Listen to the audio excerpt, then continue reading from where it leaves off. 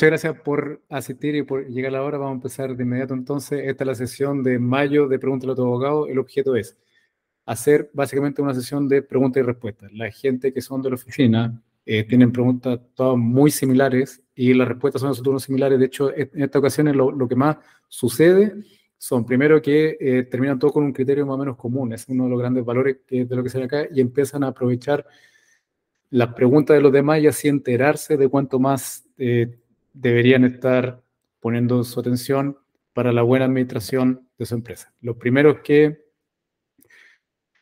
son atendidos naturalmente son los que presentaron su pregunta por escrito, que van a servir para dar inicio. Entonces, bienvenido, muchas gracias por asistir a la hora, y esto va a estar grabado. Al final de todo esto van a poder consultar en la página todo lo que vimos en esta ocasión y van a poder revisarlo, mirarlo cuantas veces estimen necesario.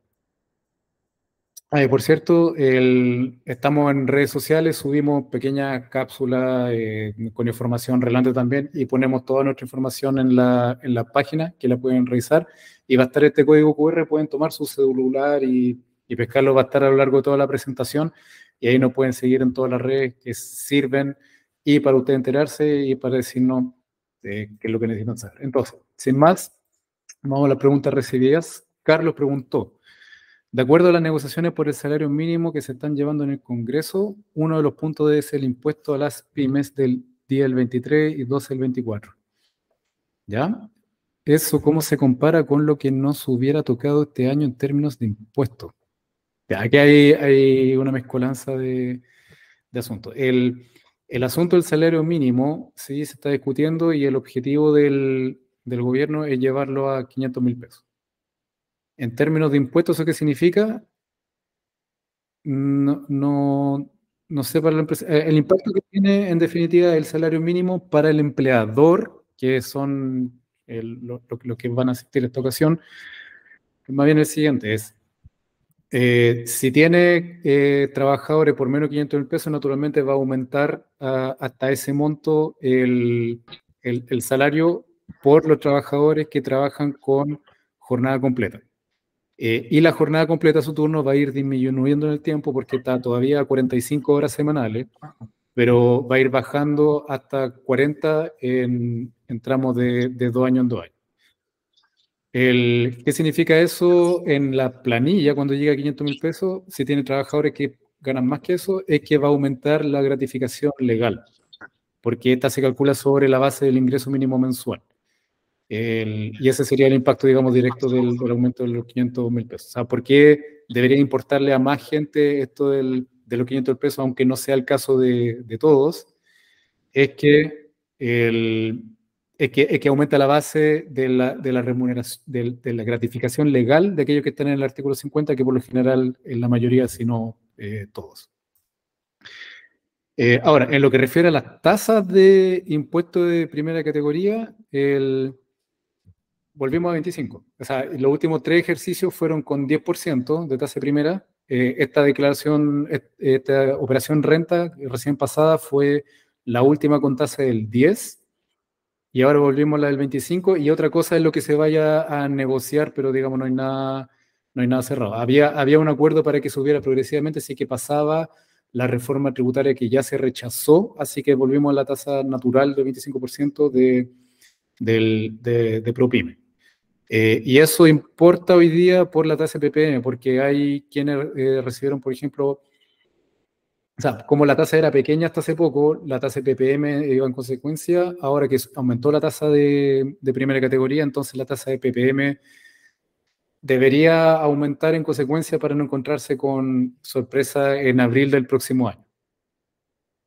Es la forma que tengo de responder esta pregunta que miscelánea. Daniel preguntó: durante el inicio de una sociedad de emprendimiento y mientras logro que los ingresos lleguen a ser lo que necesito, ¿cuáles son las opciones que quedan en caso de insolvencia económica en que no puedo costear todos los gastos que tengo durante los primeros meses? Ya.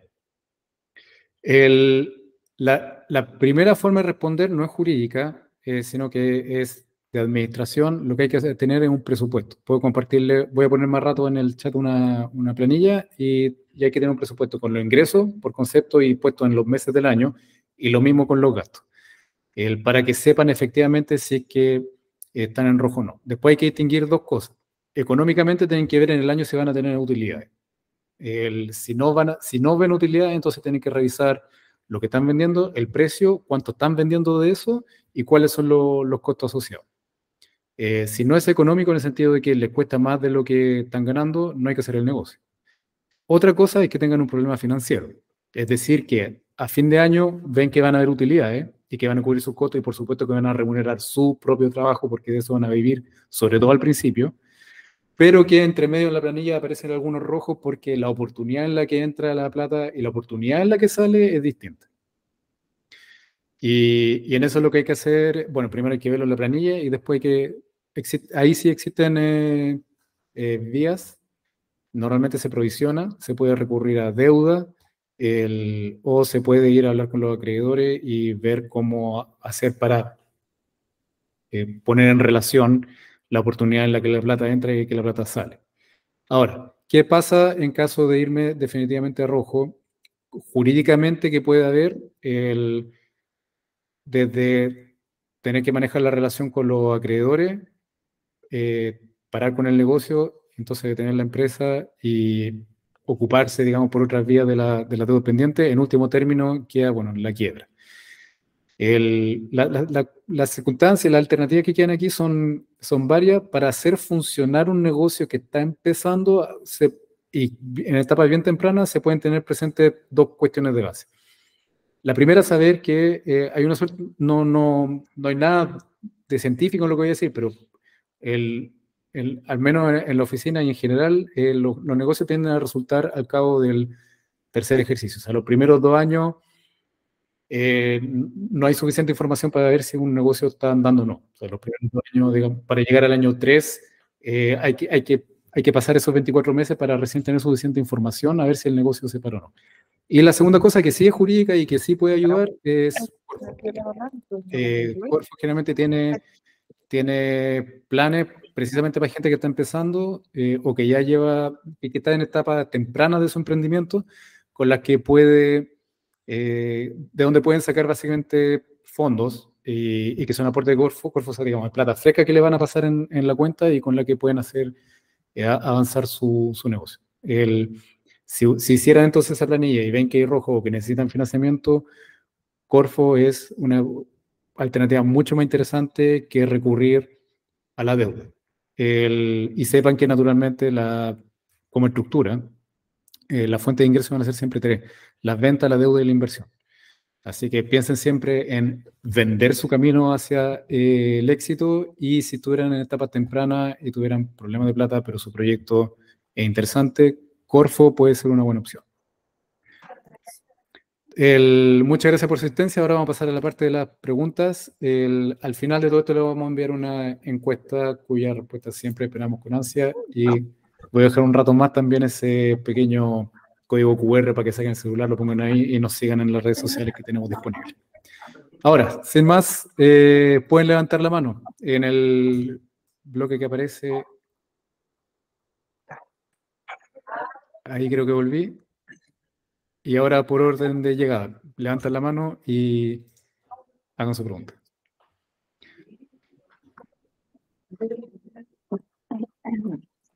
Nicole, adelante. Tengo una duda referente a la contratación que estábamos hablando. Me confundió bastante ese que era el 10%, después el 12%, y no entendí mucho la explicación. Cuando tú tenías hoy día un trabajador al que le pagáis, no sé, te voy a poner cualquier cifra, 100, y de repente tenéis que pagarle 500, que se lo tenéis que pagar en el fondo, se lo tenéis que subir paulatinamente, o tengo que obligatoriamente, todavía no tengo claro eso, si obligatoriamente hay que subírselo desde el minuto que se aprueba la ley y se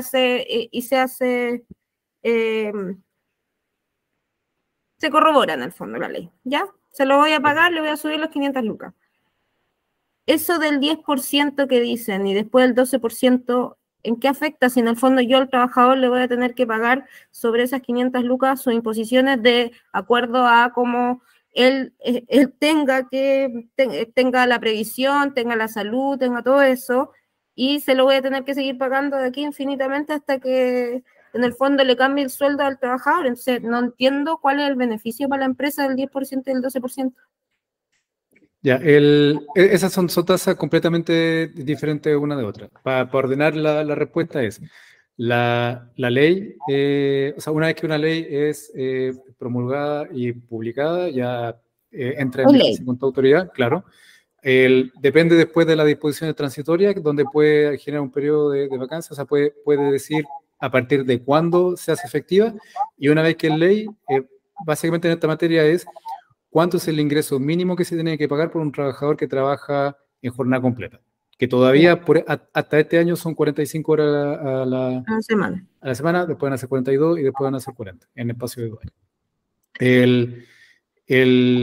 De ahí, los trabajadores que estén pagando, que estén ganando menos que eso, le aumenta el sueldo base a 500.000. Y eso afecta también la remuneración, la gratificación legal. Eso es un efecto súper importante porque generalmente está el artículo, bueno, hay que leer 47, 48, 50 del Código del Trabajo. Generalmente se aplica por defecto la que obliga a repartir 30% de la utilidad entre los trabajadores si la hay. Entonces todo el mundo prefiere la alternativa, que es el artículo 50, que pagar a todo evento 4,75 ingresos Esos mínimos mínimos, mensuales sí. estirados en el año. Entonces, si te suben el mínimo mensual, entonces te sube la gratificación legal también. Entonces, y eso le sube a todo el mundo. O sea, si tiene un trabajador que gana 1.800.000, también gana entonces el tope de la gratificación del artículo 50. En el fondo, lo que yo en Y el se lo fondo aumenta. trato de entender es que hablan de un beneficio que no existe.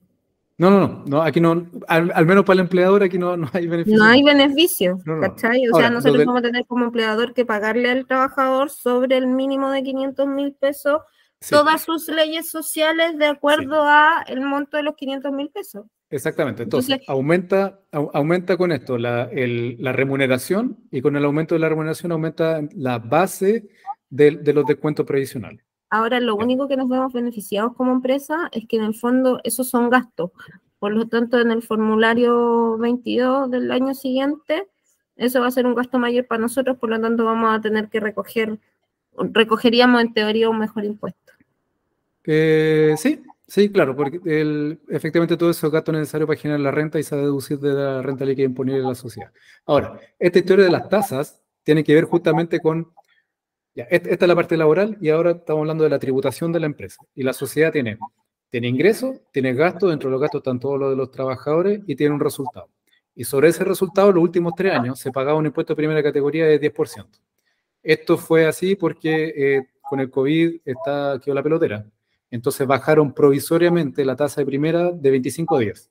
Y eso por 3 años. Y este fue el último y tercer año tributario.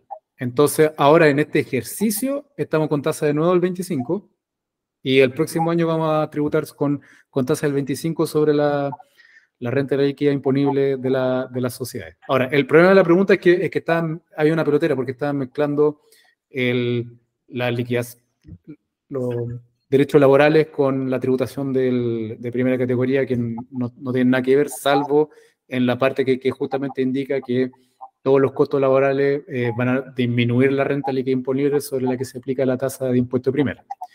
Y esa es la única relación. Hubo entre medio una discusión sobre si la tasa iba a subir progresivamente o no, pero eso estaba dentro de la reforma que se rechazó. Así que ahora opera los efectos legales que están, que ya estaban. Y es que este fue el último año en que declaramos en abril con tasa del 10. Todo lo demás, entonces, o sea, básicamente ahora es, probablemente aumenten va a subir la remuneración en el ingreso mínimo, van a disminuir, ya disminuyeron la jornada de trabajo, y aumentaron la tasa de primera categoría. O sea, un poco más de presión para las empresas, para los verdaderos empleadores, digo. Me da risa, debo decirlo. Me da un poco de risa. Esa es muy buena forma de tomárselo.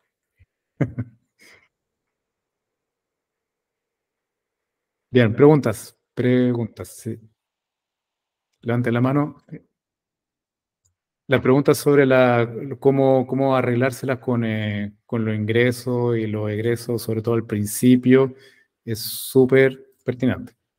Pueden aprovechar de hacer todas las preguntas ahora, el mejor minuto.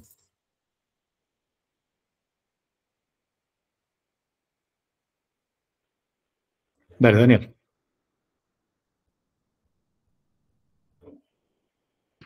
Ahí sí. Hola, Paul. ¿Qué tal? Bueno, gracias por la respuesta ahí hace un rato. Más que nada, bueno, me queda súper claro un poco.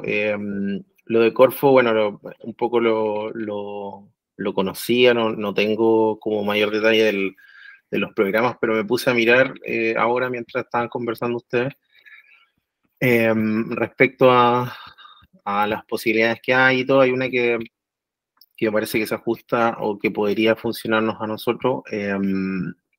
La pregunta es, ¿ustedes en el fondo generan alguna asesoría al respecto? Si, por ejemplo, quisiéramos solicitar algo con Corfo o es algo que tiene que ver directamente la empresa, directo con Corfo, las instituciones. Sí, normalmente tienen que dirigirse directamente a Corfo y Corfo a su turno le va a pedir un montón de papeles. Y en esa papelera nosotros los vamos a ayudar, porque como llevamos íntegramente a su sociedad, tanto la contabilidad como jurídicamente van a necesitar un montón de requisitos y cosas, y ahí sí nos pueden pedir ayuda. En la forma más, o sea, lo que no hacemos es tramitar Corfo por ustedes, Ya. pero sí al minuto de ustedes tramitar Corfo con la serie de papeles que van a necesitar, y los van a necesitar, entonces nos lo piden a nosotros, ponemos la información disponible y al día y se la entregamos como tal. Ya, ok, perfecto. Gracias, Paul. Bien, para la pregunta que había hecho, es fundamental tener un presupuesto. Siempre, la planilla, la primera planilla Excel que se tiene que hacer es la de presupuesto. O sea, que Excel no con su guata ni con lo que aparece en su cuenta corriente, sino que con una planilla con todos los meses del año, cuáles van a ser mis ingresos, cuáles son los egresos, para que sepan si económicamente es rentable lo que están haciendo y si se están haciendo remunerar por su trabajo, súper importante. Claro. De ahí en esa parte de hacerse remunerar, ahí es bien importante saber qué ventaja presenta eso. O sea, ¿por qué es buena idea tener un contrato de trabajo si estás viviendo en Chile, si estás pagando un plan caro de salud, si queréis comprarte una casa con un crédito hipotecario y necesitáis presentarte al banco como corresponde? Si todas son muy buenas razones para tener un contrato y para hacer, para que primero se remunere a aquel que trabaje antes de tener que compartir la utilidad que queden y con el FICO y con los demás socios. Si es que, o sea, digamos, la forma de no pelearse con los socios para ver quién trabaja menos es que la parte del trabajo que traducía en el contrato y después el resto que son las utilidades que le corresponden a los dueños por ser tales, entonces eso es lo que se distribuyen según su porcentaje, porque alguna vez tomaron el riesgo de meterse en esto por una cuota del resultado. Ok. Perfecto, Paul. Gracias. Bien. Y eso lo tienen que tener claro todos los socios. Claro que sí. hay que conversar. Dale, cualquier pregunta ahí me dice. Nicole, sí, dale. Oye, referente a eso, a la contratación de uno como empresario y todo, yo sé que eso sí claramente es importante, pero te pregunto, porque yo no lo he experimentado nunca, pero ¿vale lo mismo ser contratado por uno mismo que ser contratado por una externa? Hay una pequeña diferencia y tiene que ver con la gratificación legal de nuevo. Generalmente los dueños no necesitan poner la Pero gratificación. para el banco, por ejemplo. Ah, sí, Supongamos que hagamos sí. un ejercicio normal. Estoy yo y todo el Gabriela, Ignacio y Daniel y todos trabajamos hoy día en la misma empresa, ¿ya? Bien. Y ninguno de nosotros somos sus propios jefes. Y después viene Daniel, se separa de nosotros y hace un emprendimiento nuevo y él se contrata por su propia empresa. ¿Pesa lo mismo el contrato de él que mi contrato? Ya, Para el banco. Para el banco, justamente. El banco, primero, lo que más le gusta son los contratos de trabajo. Sí, Sí, obvio. Si tú eres contratado, es mejor que ser empresario, aunque por empresario ganen millones. Sí, porque lo que le interesa al banco es que le paguen de vuelta y lo que más le da seguridad jurídica es alguien que tenga un contrato de trabajo. Ahora, después va a discriminar entre contrato y contrato. Es mejor ser contratado por alguien ajeno que por tu propia empresa. O sea, porque cuando te miras y dices, pero tu propia empresa, como que baja un poco el nivel de La confianza. categoría. Entonces, pero esa cuestión se puede recuperar, naturalmente depende del banco, pero se recupera con un poco de antigüedad. Si uno muestra una serie de meses consistente en la que está ganando tal plata, y la forma de mostrarlo es que Previred está al día, entonces tú te estás imponiendo por tantos meses, hace tanto tiempo, por tal remuneración, entonces ahí como que vuelve la confianza y dice, ya, ok, entonces vale la pena, y de ahí acompañarlo además con los balances de la sociedad y el libro de venta, que es más o menos lo que más va a ir, o sea, el estado de ¿cuánto estás vendiendo el libro de venta? Y el balance Pero no te castigan, porque yo creo que, yo tengo entendido que el banco te castiga un poco tu récord por en el fondo tener sociedad y además pagarte tu propio sueldo. No. Bueno, depende del banco. Hay bancos que probablemente sí. Ahora, si vas solamente con tu sociedad, quizás no sea tan atractivo si es que no tienes tu sociedad con un contrato de trabajo acompañado. Lo que sí sé es que lo que más castiga son las boletas de honorario. O sea, si tú vas con tu boleta, ahí sí que te tratan como indigentes. No, sí, pues. De verdad. O sea, a mí me pasó el 2015. Y fue el año que hice mi sociedad porque caché que no. Que no hay para ninguna parte. No, que un boleto de honorario no va a llegar a ninguna parte. Así fue como lo aprendí. Entonces me hice mi sociedad y, bueno, después yo funcioné con sociedad nomás. No, en mi caso no era interesante el contrato de trabajo, pero sí, de hecho yo tuve mi crédito hipotecario con sociedad, combinado naturalmente con mi señora que sí tenía contrato, y ahí sí funcionó. Pero lo que, de hecho, peor todavía, cuando yo estaba con boleta y nos presentamos con mi señora. Tu señora era... Yo bajaba, sí. De hecho me decían, si tu señora se presentaba sola, te habría dado el crédito, pero con tu boleta no. Es así de terrible. Las boletas de honorarios son lo peor. No, hay que salir de ahí. Y la alternativa es contrato de trabajo y si tienes tu actividad es con una sociedad. Ya, perfecto.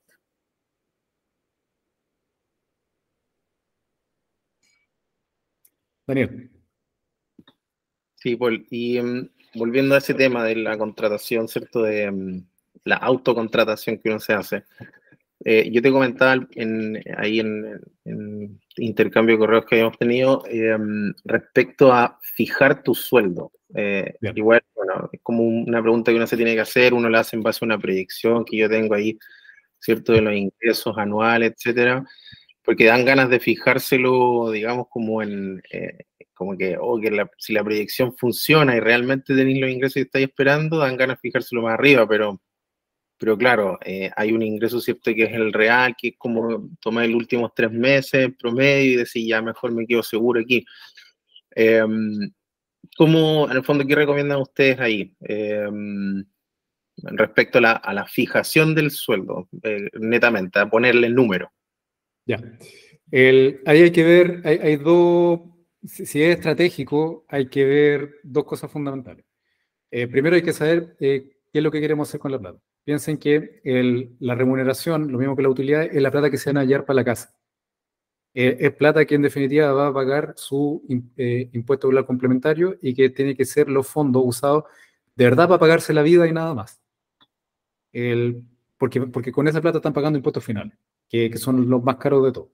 Entonces sepan discriminar desde un principio cuáles son los fondos que se tienen que quedar en la sociedad siendo productivos y cuánto de verdad necesitan sacar de ahí para vivir y pasar la vida.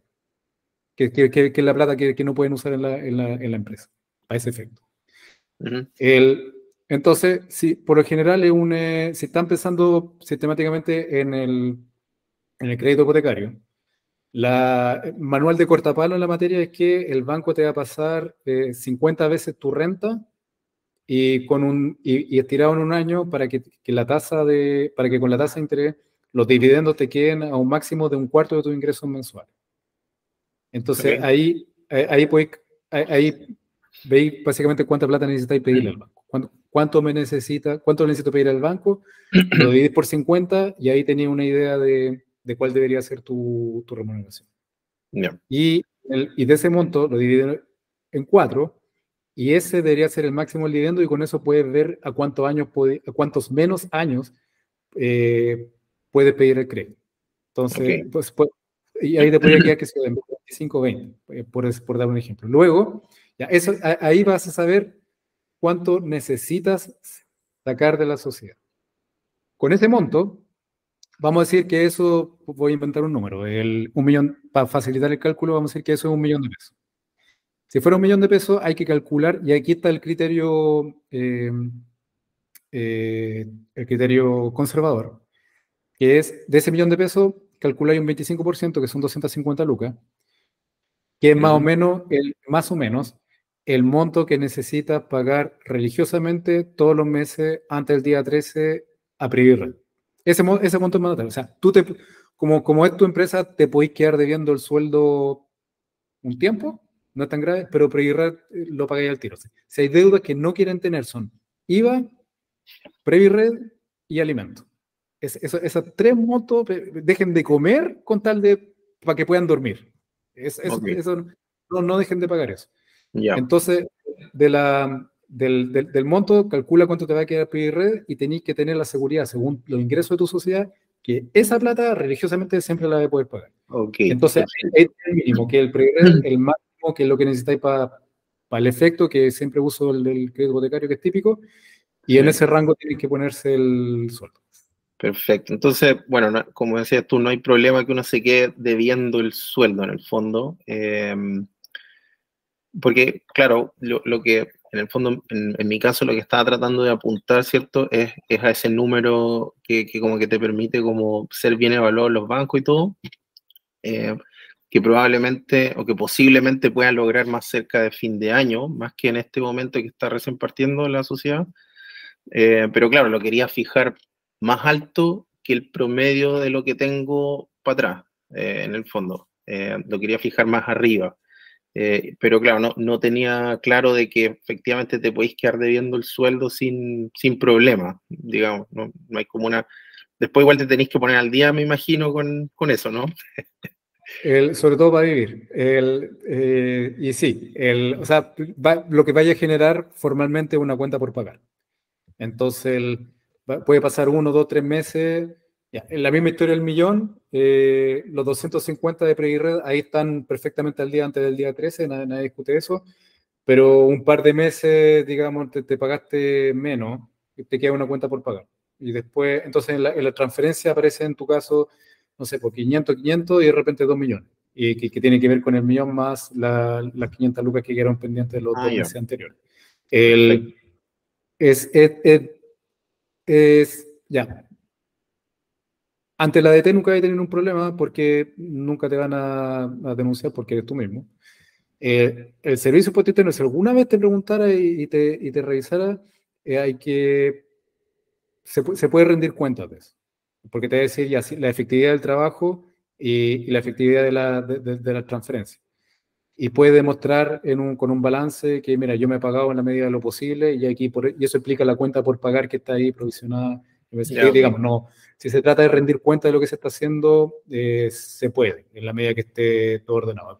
Básicamente si no se pagan ustedes, no es terrible, salvo porque están dejando pagar su dividendo o cuentos están comiendo menos y tienen problemas en su vida personal y tienen que generar ingresos naturalmente.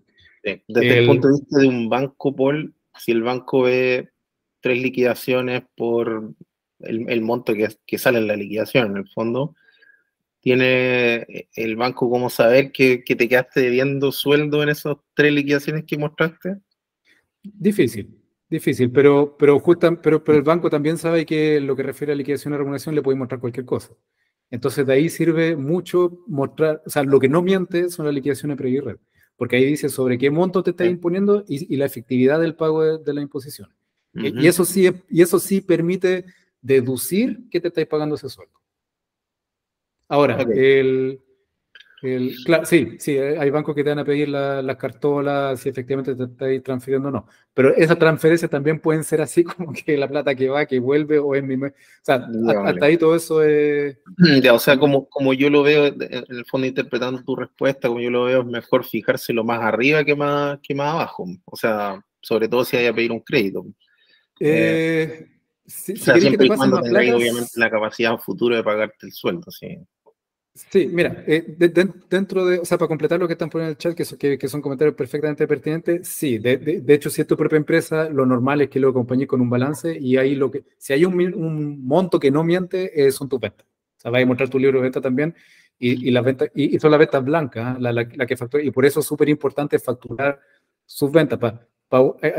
De hecho, creo que dediqué. No, una vez hice un post nomás. Tengo un post así que trata solamente por qué es mala idea vender en negro. Y es por todo esto, porque queda ahí fuera del sistema. Entonces, va a haber un número que no va a mentir, que son tus ventas, y ahí va a aparecer si esas ventas se condicen con la remuneración que dices estar pagándote, y todo eso lo tiene que hacer sentido el banco. Y después por eso el banco se pone mañoso, porque como podéis manipular la información, como que te trata un poco menos mejor, pero bueno, al final si te mostráis con números importantes, te van a tratar como persona a fin de cuentas igual.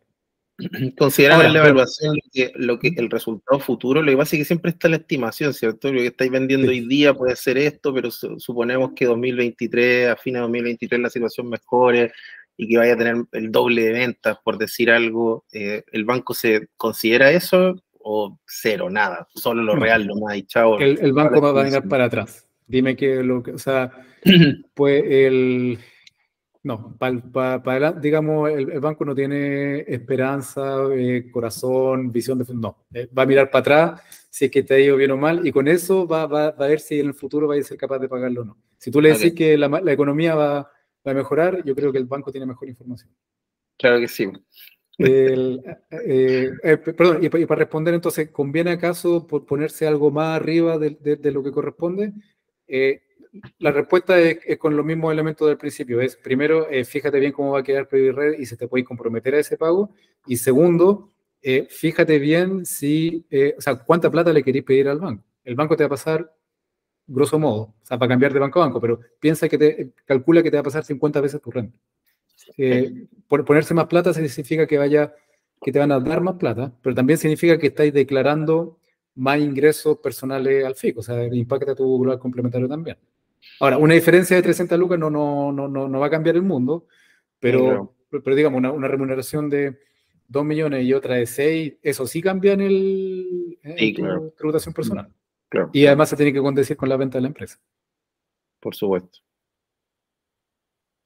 Gracias, Paul. No, encantado. Gracias a ti muchas gracias. Aprovecho de agradecerle a tú por la generosidad en la pregunta y la respuesta. Quedan 5 minutos. Dale, Gabriela. Hola, buenas tardes. Bueno, un poco para reforzar lo que tú concluiste con respecto a los créditos, también se podría complementar con los retiros. O sea, no solamente la renta del socio, el aporte patronal, ¿no es cierto?, la renta que percibe el socio, sino que también se puede complementar con los retiros que tú haces de tu sociedad. ¿Ya? Sí, eso también te puede servir de complemento para el momento del crédito. ¿Ya? Ahora, refuerzo lo que dice Paul. Hoy en día te piden tantas cosas, todos nos manejamos con transferencia, que es como fácil que te piden documentación de respaldo como la cartola, que acredites que hay un depósito de tu sueldo, que acredites que existe el retiro efectivamente de tu sociedad. Entonces, reforzando lo que dice, es como súper difícil hoy en día. Antiguamente eran unas prácticas como súper habituales y que nadie fiscalizaba. Pero hoy en día yo creo que no es como factible mucho hacer cosas que nos vayan por fuera de la norma. ¿Ya? O lo que exige el servicio, lo que exigen los bancos, están como más habilidosos al respecto. Ahora, lamentablemente, hoy en día, con las tasas de interés que tienen los créditos, que están tan altas, una renta de 2 millones te van a pasar, yo hasta donde entiendo, te pasan hasta el 25% de tu ingreso, ya no el 50%. Y por experiencia también lo digo. Entonces, como que igual tiene que ser una renta que ojalá tengas un ahorro previo para poder postular el crédito, porque finalmente son rentas bastante elevadas las que están exigiendo hoy día y los créditos están súper carísimos. Sí. Como el doble de lo que hace 5 o 6 años atrás. Entonces ahí también hay que tratar de buscar el equilibrio y facturar todo. Tener los mayores ingresos posibles. En el fondo es eso. Gracias, Paul. No, gracias, Gabriela. Todo lo que dijo Gabriela es perfectamente pertinente. De hecho, ahí como que te completó el círculo. Son exactamente todas las normas. Ahora, que esté tan alta la tasa de interés significa que es más caro el crédito, entonces el dividendo queda más caro, entonces hay que tirarlo en más años para conseguir que el crédito sea posible. Y por lo general eso significa aumento de la tasa. Entonces, claro, es caro. Y la única respuesta a eso es hay que ahorrar. O sea, si insisten en la compra de la casa, que sí es buena idea, entonces hay que ahorrar. Hay que esperar un ratito, sí, que los créditos van a bajar. ¿Sí? Van a bajar, vienen a la baja. Tengo información del mercado. Me gusta la... Huelo. Así que para que, Esperemos. si quieren, esperen un poquito. Dicen que van a bajar harto. A ver si hacen el mercado posible. Quedan 2 minutos. Si alguien tiene una pregunta, ahora respondo.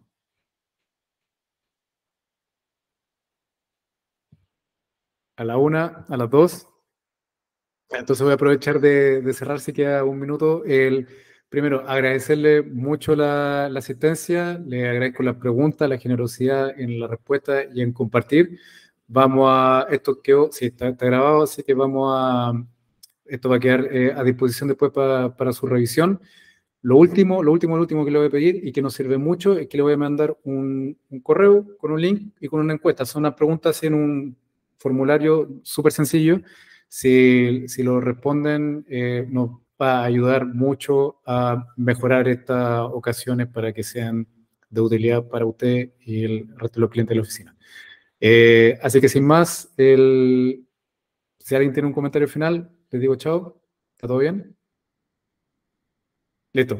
Que esté muy bien entonces. Nos vemos en la próxima ocasión y hasta luego. Muchas gracias, Paul, que estés bien. Chao. Gracias, Vale, Gabriela. Paul, Chao a todos. Chao, Nicole. Ahí. Chao, Ignacio. Nos vemos. Chao. Que estén bien.